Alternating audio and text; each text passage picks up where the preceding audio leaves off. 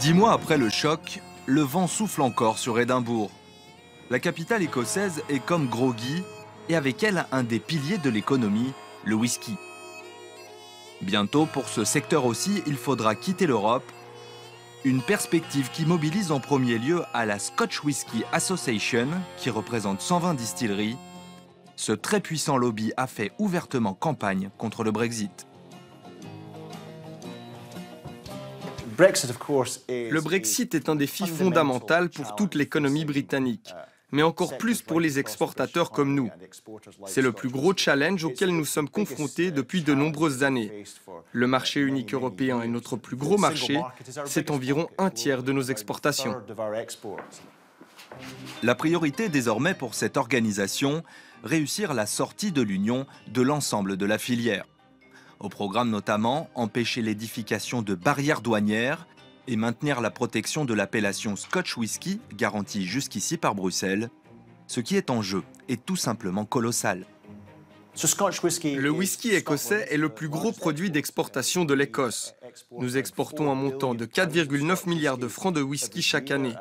Environ 40 bouteilles sont expédiées chaque seconde dans le monde. Cela représente 40 000 emplois ici en Écosse et 6,1 milliards de rentrées financières. Et on ne parle pas que de l'Écosse, notre produit est aussi le plus gros contributeur de la balance économique britannique. Pour prendre la température de cette opulente économie, nous avons quitté Édimbourg. Cap au nord pour le Speyside, le triangle d'or du whisky. Cette région, située à l'est d'Inverness, bordée par la mer du Nord, rassemble près de la moitié des distilleries écossaises. Parmi elles, Glenmorangie. Ici, on produit plus de 5 millions de litres d'alcool pur par an, soit 15 millions de bouteilles. Il y a 10 palettes en profondeur et de 6 à 7 palettes dans la hauteur.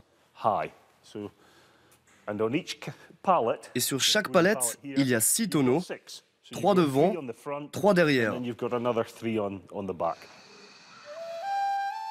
Nichée à l'entrée de la petite ville d'Elgin, Glenmorangie est à l'image de l'industrie moderne du whisky. Cette distillerie a 120 ans. Son directeur habite cette charmante maison sur le site même de production. Mais le folklore s'arrête là. Glenmorangie appartient à un groupe français, comme près de la moitié des fabriques écossaises. La chute de la livre, consécutive à l'annonce du Brexit, a déclenché ici une augmentation des coûts de production, mais aussi une forte hausse des ventes, le whisky étant subitement moins cher à l'étranger. Autrement dit, pour le moment, une opération blanche. Je ne pense pas que nous sentons encore l'effet entier du Brexit. Les ventes de whisky suivent bien sûr les cycles économiques, mais les choses prennent du temps avant d'avoir de l'effet sur nous. Nous produisons pour dans 3, 5, 10 ans. On travaille en fait pour un climat économique différent de celui d'aujourd'hui. Cette attente quasi sereine, nous l'avons comprise en rencontrant cette légende. Charles Maclean, l'un des plus grands connaisseurs du Scotch, immortalisé dans son propre rôle par le cinéaste Ken Loach. Now then, the final game. A surprise blind tasting for which I need 4 volunteers. 4 volunteers. Charles Maclean connaît les meilleures bouteilles, les meilleures années. Les blends, ces assemblages qui représentent 90% des volumes, comme les single malt, ces whiskies plus raffinés et plus chers. Il raconte une économie en plein âge d'or. Nous traversons actuellement une période d'expansion que l'industrie du whisky n'a jamais connue dans son histoire.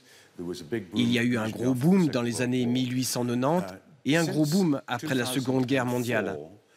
Mais depuis 2004, 92 nouvelles distilleries ont ouvert. Certaines sont très grosses et d'autres sont petites. Et actuellement, d'après mes calculs, il y a 41 distilleries en projet. C'est du jamais vu. Poussés par les multinationales qui les détiennent, comme le leader mondial Diageo, qui a réalisé presque 2 milliards de francs de bénéfices l'an passé, les distilleries seraient donc comme inébranlables. Pas même le Brexit et son lot de difficultés réglementaires à venir ne pourraient les faire vaciller. La capacité globale de production du secteur a augmenté de 65% ces 3 dernières années. Les marchés émergents comme l'Inde et la Chine représentent un formidable potentiel. Tous les producteurs sans exception affichent une santé florissante. C'est comme une bière très forte à ce stade. C'est très fruité. Un goût de pomme verte, de banane. On commence à sentir le goût unique de notre alcool. Charmant. Callum Fraser est le chef d'orchestre d'un processus de fabrication mythique, celui de la distillerie Glenfarclas, traduisez la vallée de l'herbe verte. Nous sommes toujours au cœur du Speyside. Glenfarclas est un cas à part, car c'est l'une des dernières entreprises familiales d'Écosse. Les patrons de Callum sont aux commandes depuis 6 générations. Voilà notre coffre à alcool. Tous nos distillats passent à travers ce coffre. Nous y surveillons la qualité de l'alcool en utilisant ces instruments. Il est fermé avec ce cadenas. Les seuls gens qui ont des clés pour l'ouvrir, c'est le directeur de la distillation et ses assistants. Nous le surveillons en permanence.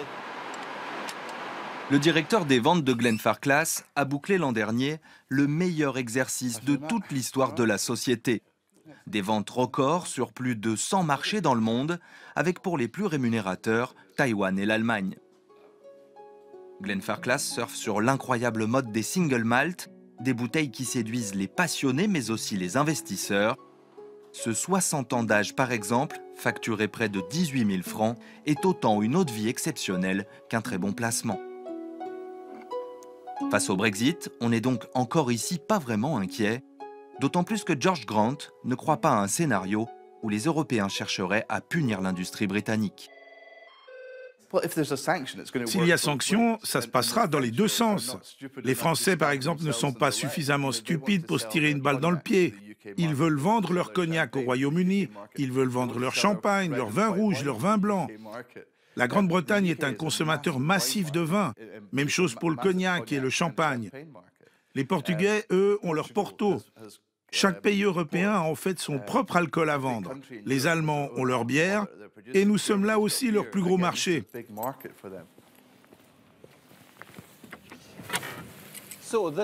Nous voilà dans la dernière partie du processus. Le whisky est mis dans des tonneaux, puis placé en sommeil pour des années, avant que le consommateur ne puisse l'acheter et le boire.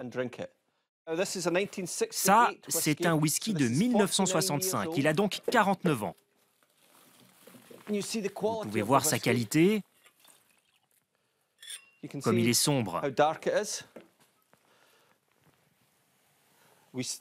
Nous fabriquons le whisky comme nous le faisions il y a 50 ans. Le produit n'a absolument pas changé. Il parle de lui-même. Absolument magnifique. Et il sera pareil après le Brexit ? Je l'espère. En tout cas, nous aurons les mêmes alambics, les mêmes chais, la même orge maltée. Et du côté de la production, le Brexit ne fera aucune différence. La Grande-Bretagne peut quitter l'Europe, le whisky restera ? Absolument. Le whisky vivra pour toujours.